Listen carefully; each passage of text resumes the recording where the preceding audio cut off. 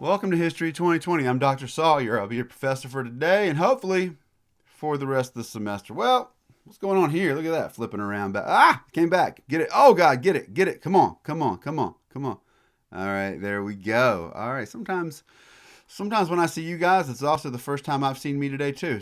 Today, we're going to start off with a change in things. I'm going to, for the next few weeks, be using some lectures that I recorded last semester.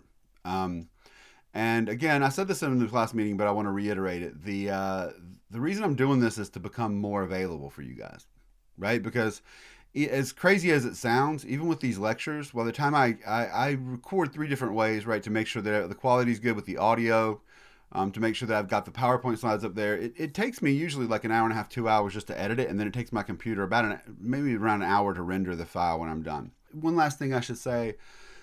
Because I gave different readings last semester and assigned some documentaries, you'll notice me citing sometimes, like saying in this documentary, right, as if you guys have watched it.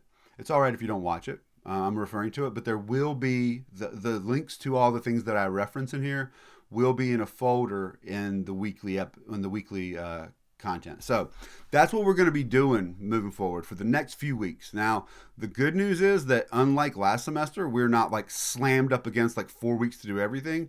So I will come back and do a couple more live lectures at the end of the semester because we're going to be able to get further in this class and have more time to dig into things. What does that mean for you? Well, statistically, nothing because, there's probably about 15 people that have been showing up for about 10% of the student groups showed up for a live lecture, but still impacts you. So I won't be doing the live lectures on these days that I have the schedule for the next few weeks. But what I will be doing are extra sessions. And this begins, if you're watching this lecture the day that it launches, you should have already seen this on D2L. It begins on Thursday, the 25th of March. I'm going to be doing what I'm calling group office hours.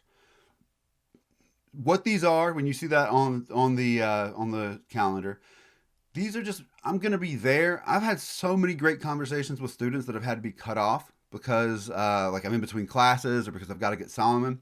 So I'm going to be opening these days up. Next Wednesday, you'll see some of those. So those will be there. And I'm doing a lot of them at first because I want to see when people can show up, right? I want to make sure that I'm available. And if some of the times work out better than others, then, we'll do more in that time period. I will be doing some extra credit options in those hours. But the big thing for you to know, if you're interested in the extra credit, is to check the course calendar because that's where everything will be, just like it has been now. Nothing changes in terms of what is assigned. We still have our regular class meetings. These are all the optional things. That's the only thing that changes. So you still show up for the class meetings once a week. The schedule is still available in the same time in terms of the assignments, right? The final is going to be at the regular scheduled final time. The papers due the same time. So this doesn't change any of your requirements for the class, just what I can do for you extra. And in these office hours, the open office hours, or anything I'm doing, you can always stop by and ask questions. One of the great gifts of this semester has been that more students than normal, and this is surprising to me because we're not in person, but more than an average number of students have made time to come meet with me and talk about what's going on with the class, some of the struggles they've had and what's worked. And that really allows me to adjust. Right, so a lot of folks contacted me about a question that confused them on the last quiz. I went back and looked at it. Sure enough, 45% of the people who took the quiz got that question right. That tells me it wasn't the problem. The problem wasn't the students. The problem was the question. So I'm going to knock that one out, right? And that will throw that out of the average for anyone who didn't get it right. I've been working on making the quizzes better. I think you'll see as we come up, they're more coherent. So all this is to say that this is the funny thing, but it's what's got to happen. By cutting out the live lectures, I'm going to be doing a lot more work myself because I'll be preparing things for some of the sessions and things like that. But I don't care. And this gets into one thing that I want to say before we roll into these. Guys, this semester's hard. It's hard. It's all right. You're not the only one struggling. Everyone here is adapting to a different way of doing things. None of us signed up for this. We just happen to be alive in the middle of like a once in a century pandemic. And things are looking up. Do not feel defeated. Do not let that weight you're feeling right now stop you. I'm saying that because I want to inspire you, but the amazing thing is that everybody's been feeling this. But you, MTSU students, you never cease to impress me. Because the fact that in the middle of all of this, that I'm looking at people that have showed up for this lecture when they don't have to be here right now, the fact that I see students emailing me, man, I see students that are working jobs, trying to hold things together. I see students taking care of children on this. I know some of you guys are writing me. You're taking care of grandparents. You're taking care of parents. You're taking care of siblings. I know that. I see you guys. We're all going through this. But we got 1 month left. And I promise you that if you invest in this and you need any help, you can let me know. Because I myself am feeling that weight too. But historically, my life has shown that when you feel that weight, the best way to do it is to work harder. Get through it. It's almost over. And when we're done with it, I want to see all you guys on campus. Some of you folks have been in my class twice and I've never even seen you in person. That kills me. So we got to figure out something, whether it's the summer or, in the fall or something like that, or we can just do something where we get together. I'll buy some pizza or something. Just trying to throw that, spend that MTSU professor money, throw it at you. But we got to do something. But I just want you guys to know that, because I know it's heavy, but I'm here for you now. And just because you have me in an online class, and that's going to feel weird, especially when you get back, some of you guys are going to be like, you're going to feel that connection that you should be feeling this whole time. Do not hesitate to contact me later on if I can be helpful to you. Right? Keep that in mind. I still work with students that were in my class years ago. If you guys need an advocate, and it doesn't have to be me, look for them, right? Some of you guys connect with me, some of you guys connect more with other professors. That's cool. Find the person that connects with you and that will work for you. But if it's me, let me know. Because this is one of the great gifts of my job is that you guys are part of my legacy. You guys are what I'll leave behind. And one of the things I told you in class is that, we inherit this country. And we didn't earn the country. We were born into it. We got to ask ourselves, are we going to leave it behind better than we inherited it? And you guys are the reason that I feel like I might be doing that. And so it doesn't stop whenever the semester's over. So stay strong, stay focused, and do not ever feel so overwhelmed that you don't drop me a line. Several students have met with me, and I know it's intimidating, especially now when you've never actually seen me in person. You guys are like, is he a hologram? Maybe he is a hologram. For God's sakes, if holograms probably sleep more, honestly. But no, I'm here. So, and a lot of students have taken that first step, and it's not surprising to me that students who meet with me for the first time, and I tell them, let's get through this. They'll meet with me a second time, right? So just give it a shot. Show up at these open office meetings. I look forward to the conversations we get to have. I look forward to being there more instead of doing the lectures, having this space in between. And stay strong. I'll see you guys hopefully in one of these office hours. And if you cannot make one of them and you want to, if you look at these schedule that I'm setting and you say, oh man, I wish I could go, but they're not there, email me through D2L, but email me because I will adjust my schedule. We got 5 weeks left to throw everything in on this, and I am going to. So here we go. Check this out. You see this? Watch this, okay? Here we go. Boom. Last lecture, we wrapped up with the end of World War II. And that came down to essentially the atomic bombs being dropped on Japan. If you'll recall, I talked about the reasons why the United States made that decision. And they had a lot to do with international politics. They had a lot to do with saving American lives after watching the Japanese fight so hard. And another one that I didn't really get to, which I think is interesting, is a lot of people have pointed out that race played a role in that. And that wouldn't make sense if I made that argument in that lecture because we haven't quite talked about that yet. But in the next lecture, we're going to talk about American society and politics, kind of from the end of the war through into the 40s. And then I'll kind of lay that out then because it will make more sense if you understand what's going on back home, especially with depictions of Japanese that are going on at the time. So today we're going to talk about the post-World War II era abroad. And we're going to really get into the causes of the Cold War. And it's really interesting because what the Cold War becomes, and this is going to define the next several decades. And in a way, a lot of ways that you probably don't even expect, a lot of what happens, even at home, things that we don't consider to be related to the Cold War, probably wouldn't have happened without the Cold War. Like, for example, just to think about the international context, you remember whenever I told you all that that one of the things that FDR is trying to do in the New Deal is trying to save capitalism in the rivalry against fascism and communism, and then suddenly in the context of the Depression, like these new possibilities pop up, these new options, right? Fascism, communism, a lot of that was about saving capitalism. If there's no other alternative, the world looks different. But as it turns out, in that period of the Depression, there are what appears to be two thriving alternative systems to American democracy that people, could opt for, and they had all over the world. And so once you get into the Cold War, you'll start to see that a lot of the world that you live in now is also shaped by that, because by the end of World War II, the Soviet Union emerges as a superpower. Certainly not an economy like the United States, certainly behind the United States in a lot of ways, but growing much faster than the United States even. So we'll get through this. It makes them a real rival in ways we don't think about. So we'll talk about this, and just a real quick rundown here. Soviet expansion, like as Americans, we grow up learning certain parts of the story about the Cold War. We lose some important lessons if we don't understand the Cold War as a series of events and missteps, some of which the U.S. made too. Now, let me be clear here. I will say this a bunch of times in the class, because then the first thing someone says is like, are you saying we should be Soviet communists? No thanks. I'm the guy they shoot first. So I'm good with not that at all. But what I am trying to say is that the United States does make bad decisions in all of this. It doesn't make Stalin good because we make bad decisions. It doesn't make us bad, but you can only learn from these things.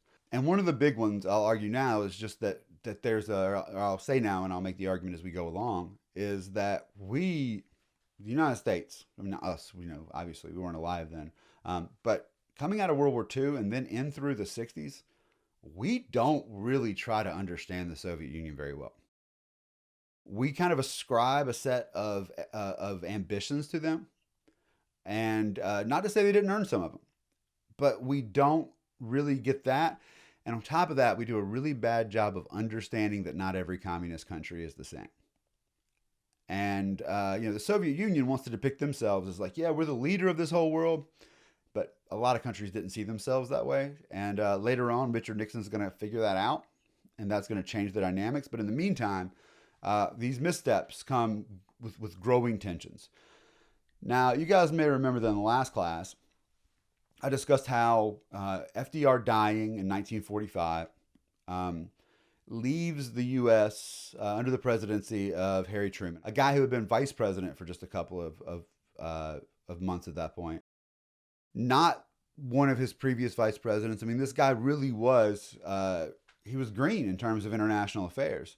And he walks into a situation that FDR had been navigating, and he immediately distrusts Stalin. At the Potsdam Conference, which is held towards the end of World War II in 1945, Truman meets with Stalin, and at first with Churchill, but he's recalled as prime minister halfway through that thing, so he's gone out of that. And when they meet, Truman immediately doesn't trust Stalin. And as I told you, Stalin doesn't trust the U.S., and a big reason for it, I mentioned last time, is that he believes that the United States stalled in invading Normandy. And he believes that a part of that was to allow the Soviets to take the brunt of the war before the U.S. and the British entered. So he doesn't trust them either. So they're both skeptical of each other. The Soviets think the U.S. is trying to build a coalition, trying to unite everybody else in the Allies around the U.S. and excluding the Soviet Union. And basically what Stalin begins to do from this fear is to try to build a buffer zone around the Soviet Union. And what I mean by this is, if you look at a map, you'll see that the Soviet Union, coming from the east to invade Germany, they had to go through several countries that were not part of the Soviet Union to get there. There's Poland there, there's Czechoslovakia there, They essentially went through the Baltic states, Latvia, Lithuania, and Estonia, and they kept those. They annexed those into the Soviet Union basically during World War II and then after. But then they go through Poland, they go through these Eastern European countries, and Stalin, he basically makes the call, like, I think we're sticking around here. Like, we're going to put the people in power that we want in power, because we're afraid that if we leave the people to choose, the U.S. will use its influence to try to pull them into their camp, and then we'll be surrounded. Now, this is something that's useful to understand about this moment, but it's also something about Russia now, too, which, part of the Soviet Union, but still was the core of it. The thing to get is that Russia is worried about being invaded a lot because Russia has been invaded a lot. I mean, a lot, right? How many times in the last 8 lectures has Russia or the Soviet Union been invaded? How many times? Twice? Yeah, exactly. So consider this. If you're 40 years old in 1945, twice in your life, you've seen a war between the Germans and your country. And you go back even further, there's the Russo-Japanese War, which is about encroachment in the Far East. You go even further back. I mean, there's so many times. It's a very real thing for the Soviet Union. There are people today still alive who remember World War II, although fewer and fewer. But overall, you see that, Stalin says, we're going to build, how about this? We're going to keep these countries around here. We're going to put them under our wing. And that way we make sure that we don't have a Poland that's after us on our borders. And so in doing this, he basically, Truman sees it. But Truman's also kind of causing it because Truman is acting in ways that are pushing them apart. In fact, already in spite of this great unification that happens during World War II between the U.S. and the Soviet Union, already by March 5th, 1946, Winston Churchill proclaims that an iron curtain has fallen across Europe, dividing the two sides from each other. Truman decides to begin to build an apparatus to gather information. And this is fascinating because in this period, what you're seeing is that after World War II, the British Empire, it's on the way out. The French Empire, on the way out. All these older empires are falling back. And the question becomes, who's going to kind of oversee global affairs? Who's going to have the military strength to go in and secure markets, for example? That becomes a bit pressing issue in the Cold War because everywhere the Soviet Union goes, most goods get locked out of the market system. Because if you are a capitalist country, but it goes communist, what that ends up meaning is that all of your investments are lost. And do not forget this important point. There's a lot of big business sponsoring U.S. foreign policy in these years, essentially looking for the U.S. to prop up their foreign investments. You guys remember how I told you after the Depression of 1893 that U.S. foreign policy changed so that the business policy and U.S. Foreign policy were tighter? That's going to continue to expand, and in a world where the communist countries are essentially trying to create revolutions that pull all of that private property out of a global market.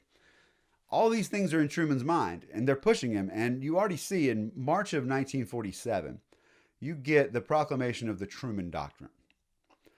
And this is part of Truman's foreign policy towards communism. The primary goal of this was to contain the spread of communism. So basically that any country that is fighting communist advance, the United States will come in and help them against that. That's a pretty big declaration. You also have the National Security Act of 1947, same year in September. This, friends, gives you the Central Intelligence Agency, the CIA. A big part of the CIA is it comes hand in hand with the United States taking this global role that the British had essentially carried out before, and saying, all right, we're going to need to gather intelligence. And the CIA is, as you're going to see, the CIA is going to have its hand pretty heavily in international affairs. And by the time the next couple lectures are over, CIA is going to have basically led to the toppling of a couple of governments around the world. You also have the creation of the National Security Council out of this act. So you're seeing the U.S. taking the role that really the British had played before. The dollar is going to become the global currency. The U.S. has sent people and built bases all over the world during World War II. They're not going to leave a lot of them. They're going to stick around. So, for example, Japan. Japan is going to stay occupied for years. The U.S. is going to make the decisions and for the country, and that's going to have very real consequences there. Consequences, a lasting legacy in terms of Japanese culture, in terms of Japanese business. Daniel Immerwahr, who wrote the book How to Hide an Empire, which I had you read sections of last week, one of his chapters is on just like the power of standardization of weights and measures. Like, because if an economy runs off of a particular type, like, let's see if I can make this make sense to you. So you guys ever work on anything? You have like a wrench set? You guys have a wrench set? Okay, cool. You know how some are in inches and some are in millimeters? Okay. So you know how it's maddening if you have something that's in inches and then you have to switch to millimeters and you don't have that part? Yes, exactly. That's a matter of standardization. Well, now you get to a world economy now where you're getting both of those. But think about how powerful your products are. If you go into a country and you're selling goods and everyone has the tools to use a certain measurement, that will be a barrier of entry to a foreign producer coming in, right? If they don't use the same measurement. These types of things have an impact because once you get your units and get your measurements out there and get kind of the people fixed capital and buy fixed capital in certain ranges. And this is going to give the United States an edge in their products all over the world. And a lot of this gets spread by World War II. So it is amazing how the United States takes off in these years in terms of, one, Americans being stationed abroad. Two, in terms of products and goods. Coca-Cola, for example, stays around the world, and it was essentially spread by the fact that Coca-Cola got the contract to provide the cola for U.S. soldiers during World War II. All of these things, they stick around. And on top of that, American films, American products were the number one producer of manufactured goods in the world. World War II, in the end of that moment, the United States has its hands all over the place. And the intelligence community that gets built up around that, pretty much there. So, when you look, just to get back to this, when you look at who was responsible for the Cold War, yeah, you see Stalin for sure being part of that. No question about that. But the U.S. also makes some boneheaded moves. And this has to do with what happens in Germany as well. Essentially, the two, like after World War II, the United States and England had come in and invaded from the west, right, towards Berlin, the capital of Germany. On the other hand, the Soviets had come in from the east. So when the war is over, you have soldiers from both sides essentially stationed there. And that's a big part of the conflict because Truman's looking at Stalin and saying, you guys planning on leaving? Stalin's looking across at the U.S. saying, yeah, you guys planning on leaving? And from Stalin's perspective, he's like, you guys are way closer to the Soviet Union than we are to you guys in the U.S. So, like, what's up? And the British are like, but we're over here too. It's a real weird mess. And so the United States and Truman really begin to, how do I say it without, I don't know, I've got my ideas about it, but basically begin to work together to try to figure out ways to challenge the Soviet position in Germany. Because the question you've got is, are you just going to just be like, all right, we won, tag, game over, like it's the end of a football game? You guys going to smack asses and smack hands and then go leave? No, you're not going to do that. Game's not over, right? Like they're going to go back to being Nazis. Like that's what they're going to do. They're not going to be like, good one, I guess we were wrong about the master race, guys. Bye. Also, Coke's awesome. That's not happening. They're still Nazis. So like you have all types of issues you've got to deal with. You got to deal with education system, like going to have to try to raise the next generation of people. Like you guys got like crazy older relatives that tell you crazy stories. Anybody have like that weird uncle that comes in and he's like, boy, the only reason that immigration's happened because they put fluoride in the water and that's what caused the COVID. And you're like, dude, you are crazy. Yeah, so that's bad. But now here, imagine this. Imagine if all of your older relatives were Nazis. Imagine that. Imagine like what stories are they telling? They're like, and then the master race is gonna rise up, and you're like, wow, they all think that. You basically what I'm saying is, in 1946, you don't want to leave the kids to be homeschooled by the people that are older because they've got some real strong ideas about the world. So you got to set up schools. You gotta deal with like how are you gonna fix the economy? Like, what are you gonna do about these Nazis? And so the U.S. decides it wants to stick around for a while, and they do. And in all of this, Stalin's looking over there going, what the hell are you doing? And so the US and the British kind of concoct a plan to unify their units into one country.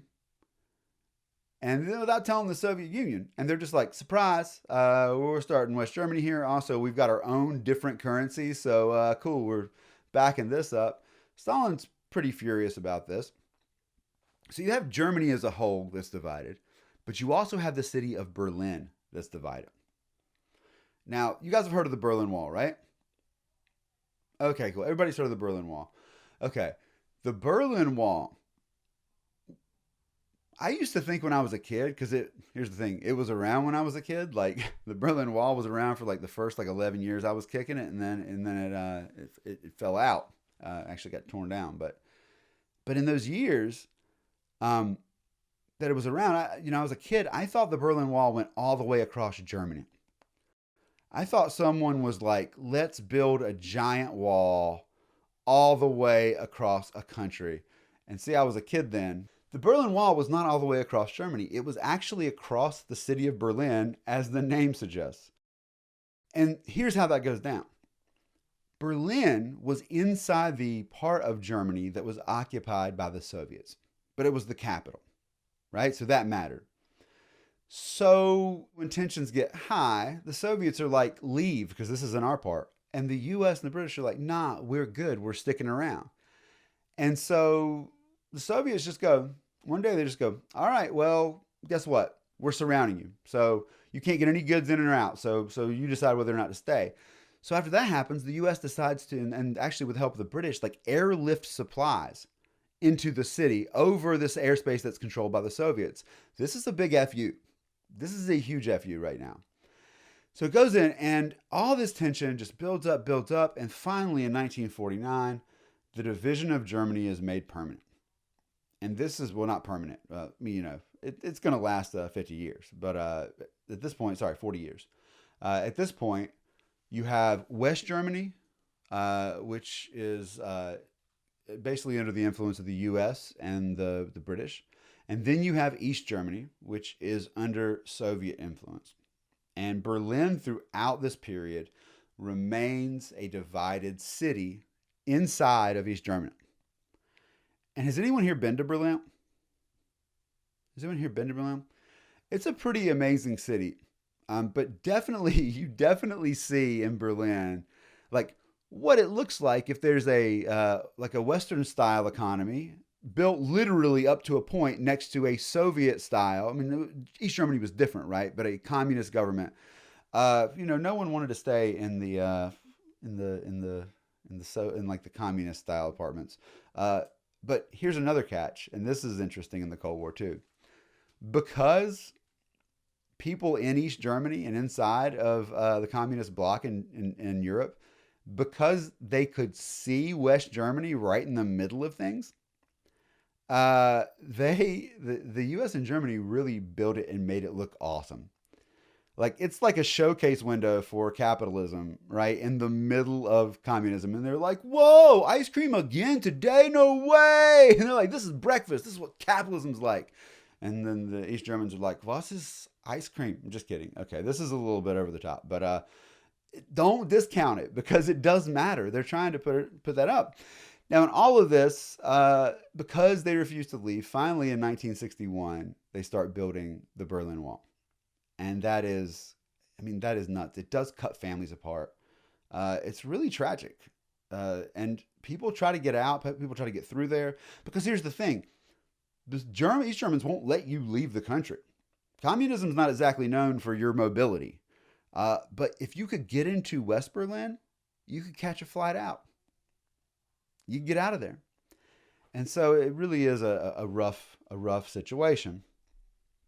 Now, the U.S. is using its power after World War II in a lot of ways to essentially spread the gospel of the American way.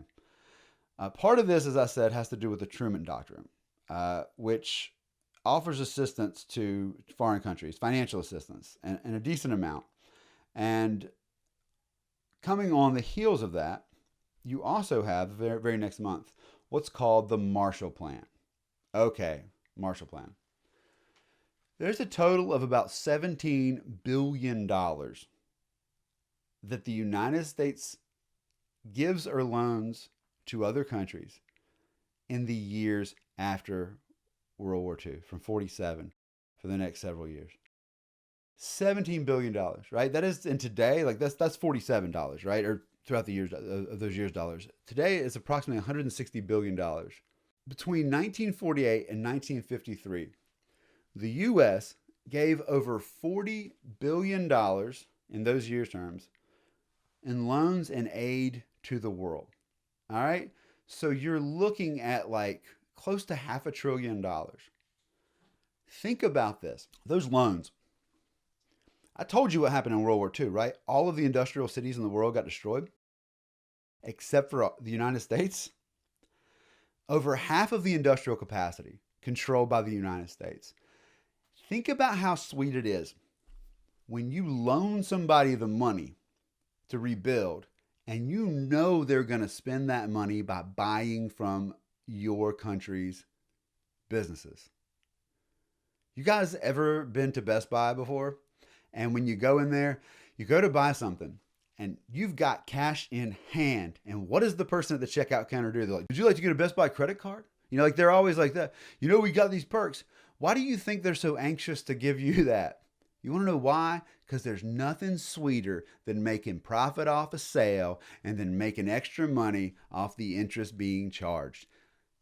The United States is basically the only seller in town for a lot of the world's goods. Again, as I'm saying, this spark, this boom in the United States that comes after World War II, this is a big part of it. So the Soviet Union refuses any of this aid. They're like, nah, we're good. 1949, a lot of things happen. First of all, the U.S. and 11 other countries establish the North Atlantic Treaty Organization. You guys ever heard of NATO? You guys ever heard of NATO? Never heard of NATO? Okay, well, NATO is an interesting organization. It binds a lot of countries together. We engage in joint military operations. But here's an interesting point. NATO was formed in 1949 to challenge the expansion of communist governments, and particularly the Soviet Union. Okay? From the time it was formed, its bullseyes were set on Moscow. It's really to counter communism. Anybody know what year the Soviet Union fell? That's right. Excellent. 1991. They all knew that. That's amazing. 1991. December 25th. You guys all knew that too? That's amazing. You guys are awesome. Yeah, so the Soviet Union fell in 1991. Guess what's still around? Yeah, Pizza Hut. That's around too. But what's another? Anything else? No, Solomon's in bed. Communism. What? Somebody said communism? Well, yeah, communism is still around. All right. But like, very good. Somebody's like, I'm happy that somebody wrote like communism and they didn't write like an exclamation point and like firework emoji next to it. No, like communism is still around, but the Soviet Union is gone. But what's still around is NATO. And like, this has been interesting. Like, again, so many of these things, if you want to understand global politics, one of the reasons that Vladimir Putin has been so interested in the United States and basically NATO expanding into Eastern Europe is, you know, a lot of people would fairly say, well, the Cold War's over. So what's NATO doing? Except for bringing new members in that were part of the Soviet Union before and getting closer and closer to Moscow. I'm not saying that's the justification for it. I'm not saying that's why it exists. I'm saying that if you are a Russian leader and you start seeing the NATO that was always aimed at Moscow when it was the Soviet Union, but still kind of seems to be getting closer, you might have questions. It's not an unreasonable paranoia, especially if, as I said, get invaded a lot. That's something you don't forget. So this gets established. You also have, and this is huge, all right, NSC 68. April of 1950. This is the next year. This calls for, quote, the rapid building up of the political, economic, and military strength of the free world. So if you look at the military numbers, the numbers in the U.S. standing army, you see that during a war, the United States builds an army, and they are an army until the war is over. And when the war is over, they're decommissioned, they go back home. The army goes back down to a pretty small size. You see this happen: the Revolutionary War, War of 1812, Civil War, yada yada yada, World War I. Boom, it goes up. We talked about how crazy it was to build an army in World War I, and then in World War II it goes back up.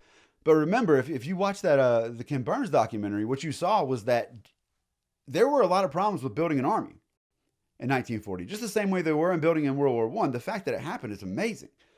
But it was really like something happened and they had to go, but it took time. Well, if you look at those charts, you'll see that for a minute after World War II, it begins to go back down. But what you will see is shortly thereafter, the draft was reintroduced and that the levels begin to go back up, even though there's no active war happening. The Cold War. It's a war that is happening that doesn't take place between the U.S. and the Soviet Union. It is going to take place all over the world by proxy between the two sides, whether through intelligence agencies or whether through our soldiers going and invading a country that is communist, or through Soviet soldiers going and invading other countries, or Chinese soldiers. It's going to happen in other places. It just doesn't actually go down between the U.S. and the Soviet Union. But overall, NSC 68, their 1950, is a part of this. And then finally, on May 14th, 1955, the Soviet Union forms its own alliance called the Warsaw Pact, that is between the Soviet Union and a lot of the Eastern European countries there. You know what, guys? I got to say this. I'm really glad that all the people making these decisions to form these alliances, I'm really glad that they clearly studied World War I and were like, hey, what happens when countries get into alliances? Does that mean when like two of them get in a fight, everybody has to fight? It does. And then in World War II, you know what I'm saying. But anyway, they did it, and it didn't end the way it could have. So let's go back to 49, because this is, if you want to understand those decisions, you got to understand what happens in 49. Now,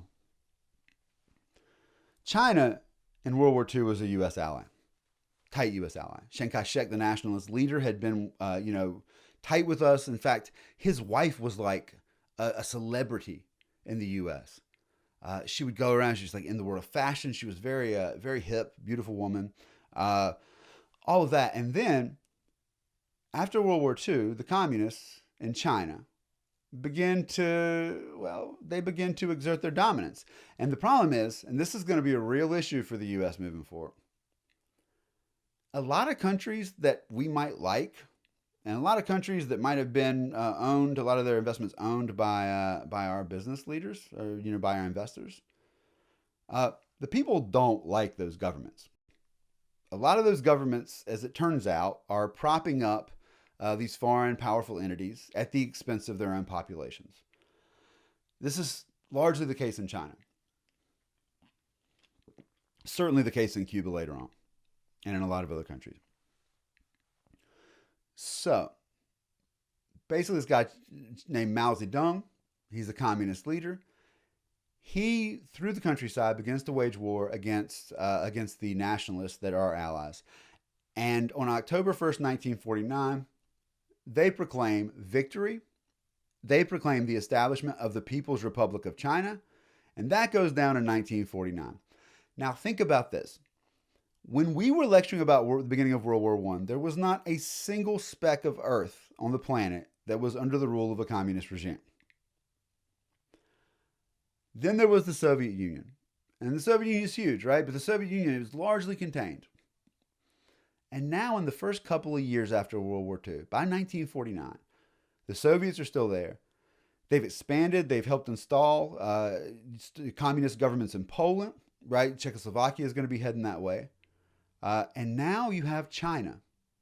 Between the Soviet Union and China, you have a substantial portion of the earth now under the control of communist governments.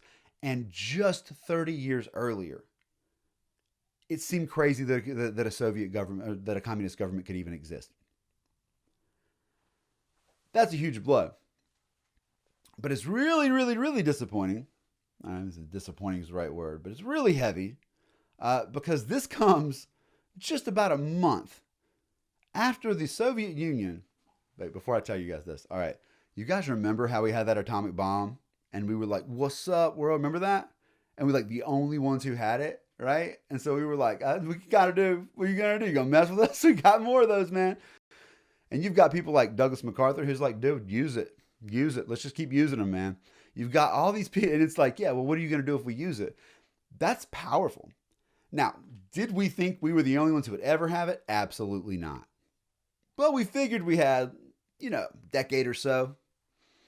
Surprise, there were spies all over the Manhattan Project. Uh-oh, guess who they gave the information to? Stalin. 1949, your boy Stalin detonates his first atomic bomb.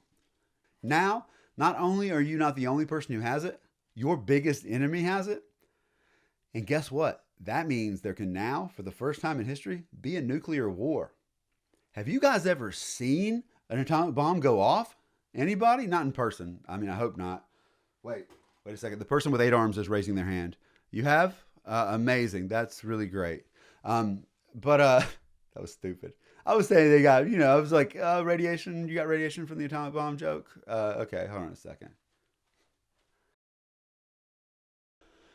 You are now facing, I want you to weigh this, just consider this.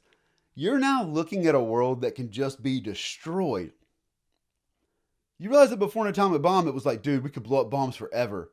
And it's like, some people might make it. Now you can irradiate everyone. You can make the earth unlivable. It's amazing.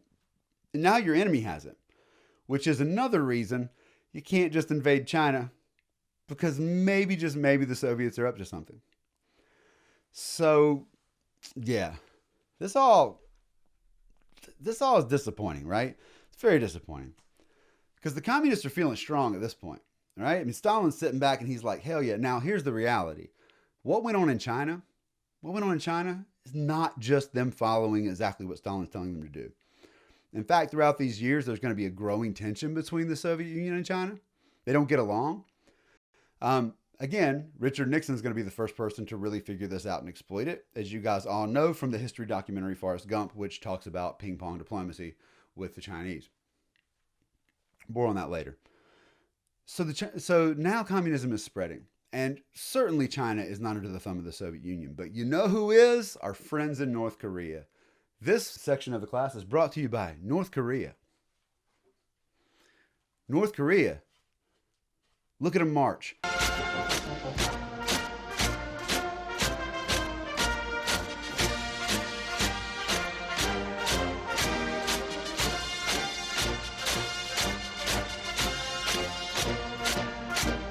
Have you guys seen them march? Have you guys seen the North Koreans march? Dude, they can march, all right? They can march. Just ask them. Did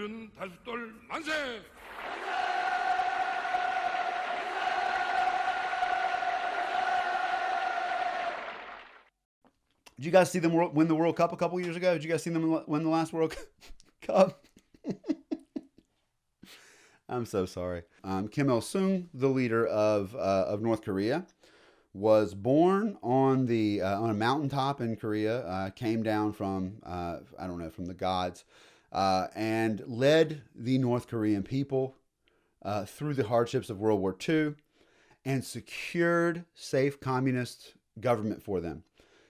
Had nothing to do with the fact that during the end of World War II, that the Soviets had marched against Japan and almost made it to Japan, and then the Japanese surrendered, but the Soviets, remember how they were in East Germany and didn't want to leave? Well, they stuck around in North Korea too. And Stalin appoints the loyal Kim Il-sung, and that's the northern part. But the southern part was occupied by the U.S. So now you got to figure out, what are you going to do about this? It's kind of frustrating, right? Because both sides, and this is the great part, the U.S. is like, hey, I was thinking that we should reunify Korea. And Stalin's like, I was also thinking that we should reunify Korea. And the U.S. is like, well, then it's settled. They'll be under our guys' government. And Soviets like, it's weird because I was thinking that it would be under my guys' government. And then one day, And North Korea just invades, and they're like, what if we just took it? And it kind of surprised people. They invade. And this is what's really interesting. This goes to the United Nations.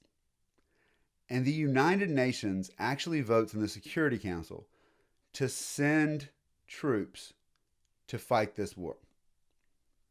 Pretty interesting, huh?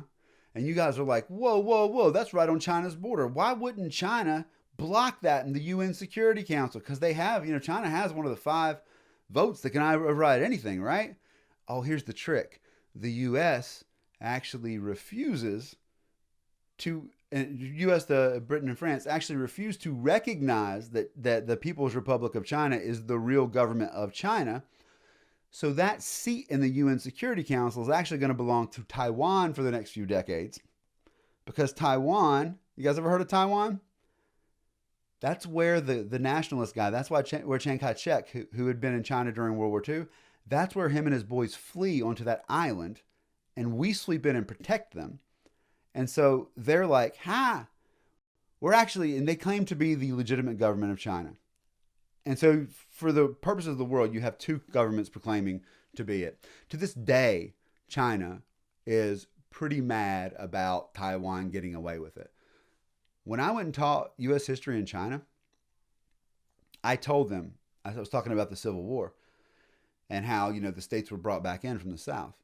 And one of my students says to me, hey, Dr. Sawyer, so what do you think about it? Like, do you think that the Union had a right to go into the South and and take those states back, And I was like, well, legally it's a messy, but I think morally certainly better off that happened. I think it's better for the country, right? I'm more on Lincoln's side on this. I was like, so yeah, I think I agree with it, and I'm glad that it happened. And they're like, that's funny that you Americans seem to think that it's cool for you guys to go back and take the states that broke away during your Civil War, but ours fled to an island across the channel there, and you guys won't let us get ours back. And I was like, whoa, you guys have been waiting for this, haven't you? And I was like, that's different. And then I was like, let's move on. So it's really interesting. So China couldn't block it because the Chinese seat in the UN Security Council was held by Taiwan, or what we call Taiwan. The Soviets weren't there. And you're like, why didn't the Soviets block it? Because the Soviets were boycotting their seat in the UN Security Council because they were mad about what the U.S. did to China. So they were like, we're not even going to show up. And they were like, cool, well, it looks like the people that would stop this from happening aren't here. So boom, and they send in UN troops to invade. And this is a really interesting turn of events here, because the U.S. and the UN come in and they flood and they push these dudes back. Really effective. Get them back to essentially to the same lines. And the thing is that, and this is another way that miscalculating what these countries are doing can really come back to bite you. So they're essentially quickly pushed back, the North Koreans are. And a lot of American thinkers are like, let's just take the whole peninsula. Like MacArthur's on board with this, right? Like, let's just take the whole thing. Truman's like, let's not do that. But then some changes happen. But people start saying, but look, you guys know what's at the northern border of North Korea? You guys know what's up there? You get up to the kind of northern parts there. It's a border with China and just a very little tip touch with the Soviet Union. People say, dude, but don't you think the Chinese are going to get angry about this, man? You think the Chinese are just going to let you guys push up on their border after they know that the communists there know that you're after them too? And people go, there's no way, dude. There's no way they could fight that. They just fought this long revolutionary war. They're exhausted. There's no way these people could do that. And so the U.S. and the UN, basically the UN under U.S. command, pushes further into North Korea with the attempt of purging communism from the Korean Peninsula. Surprise, surprise. As it turns out, the people who fought for the communist regime in China were not just peons who were forced to go do it because they were told to do it by Stalin. Turns out they really believed in it.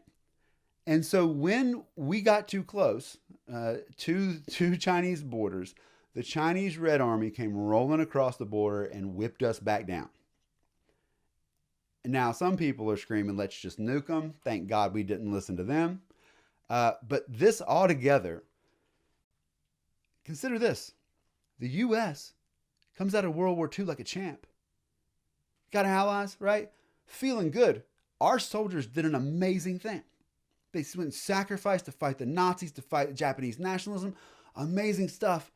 And you're feeling on top of the world for a minute. And then suddenly your relationship turns cold with the Soviets. And now, China, boom. East Germany falls. Poland falls. Czechoslovakia falls. China falls. And then we can't even beat North Korea? We beat the Nazis. We beat the Japanese war machine. And now Korea just whipped our ass?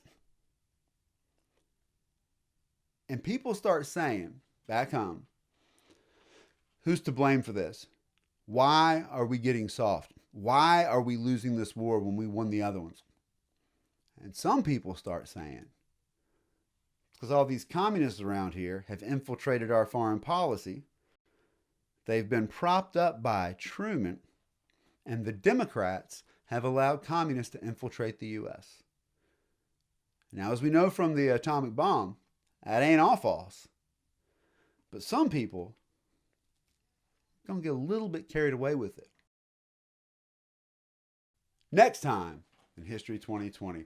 Thank you guys for being here.